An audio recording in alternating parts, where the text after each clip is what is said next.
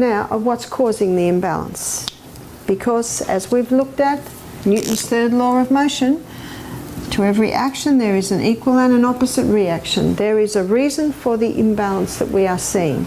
And the main cause of the imbalance, one of the main causes, is the contraceptive pill. 1957, the first contraceptive pill was introduced to women. 1960s is called the sexual revolution. Women wanted to be able to have sex without falling pregnant, so they were given the pill. But one writer in Australia, she calls it the mass murder of millions of women. Men and women have, are, and will continue to pay a very high price for this so-called sexual freedom. What is the pill? What does it do? The pharmaceutical companies grow acres and acres of Mexican wild yam. Now that Mexican wild yam contains a plant chemical called diosgenin. And in a laboratory, diosgenin can be converted into progesterone. Pharmaceutical company can't patent that. It's like they can't patent sodium bicarb either, because you can't patent something that's already there.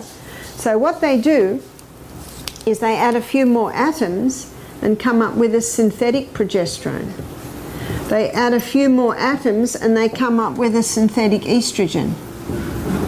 You see, in the 80s, the pill contained pure estrogen, and they quickly acknowledged that that pure estrogen was feeding cancer. So every pill today has to contain the synthetic estrogen and the synthetic progesterone. Has that fixed everything? No, because it's progestin or progestone, and it blocks your progesterone receptor sites. It really hasn't fixed anything. But when the woman takes the pill, it's fed into that biochemical pathway that your body uses to make its own hormones, and it causes a disruption, and the body says, must be pregnant. So it stops releasing the egg. So the woman doesn't fall pregnant. So for 3 weeks she takes the pill. And then for 1 week she stops and takes a sugar pill, and the body goes, oh, mustn't be pregnant. Choke and bleed. After a week, back on the hormones. Oh, must be pregnant. Can you see this imbalance that's starting to happen? But what I want to illustrate to you is what's this causing. You see, your number one hormone should be progesterone because it balances all the others. Month after month on the pill.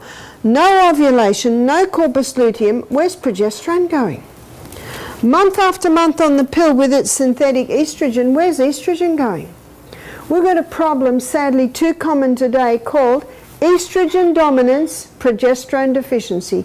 Good slave, bad master is now the master. And what does the cycle look like now? Estrogen's up here. Estrogen with its cell proliferator action, causing massive cell growth in the uterus. There's the fibroids. Massive cell growth on the ovaries. There's your polycystic ovarian syndrome. There's your cysts on the ovaries. There's your endometriosis. This is your abnormal cells on the uterus, on the cervix. These are your cysts in the breasts. This is your breast cancer. This is your uterine cancer, your ovarian cancer. And the lady cannot lose weight because of the high estrogen. And the ladies were the baby boomers. Now they're going through menopause. How are they faring? They can't lose weight. They're having hot flushes. Estrogen causes capillary dilation, causes all the blood to rush to the skin, then whoo, hot. By the way, where's progesterone in all this? Down here. The woman's depressed. She's got no happy hormone at all. She has no desire for sex. And when she has sex, it's painful because the cells lining the birth canal have become so tender. There is no lubricant. She is, of all women, most miserable. And she knows. She looks at her husband and he's starting to look at his secretary. It's a terrible state of affairs. So the woman goes to the doctor. She's in a mess. So he gives her something to stop the hot flushes, and it will. It's called hormone replacement therapy. Why does it stop the flushes? Because now the body thinks it's pregnant again. And instead of putting its energies to the skin, it puts its energies in the breasts and the uterus. 6 years later, she has a lump. It's breast cancer. Her doctor takes her off HRT immediately. Why? He knows. So if you say to the physician, why do you do it if you know? He says, well, she was suffering and it brought her relief. That is true.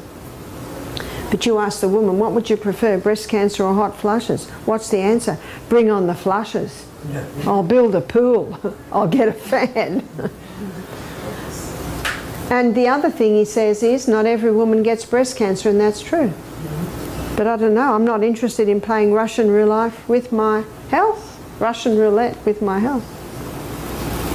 No, it is certainly not the answer. Now let's have a look at the daughters of the baby boomers. They're the women that are getting breast cancer. They're the women that are cutting off their breasts. They're the women who are getting polycystic ovarian syndrome. They're the women that are getting the fibroids, the cysts and the endometriosis. One 25-year-old girl said, doctor says I've got endometriosis. He says I'll be all right when I go through menopause. What's that? Another 25 years of suffering? What's he just acknowledged? When a woman goes through menopause, her hormones drop. He's just acknowledged it's that high estrogen that's feeding it, because when you go through menopause it drops.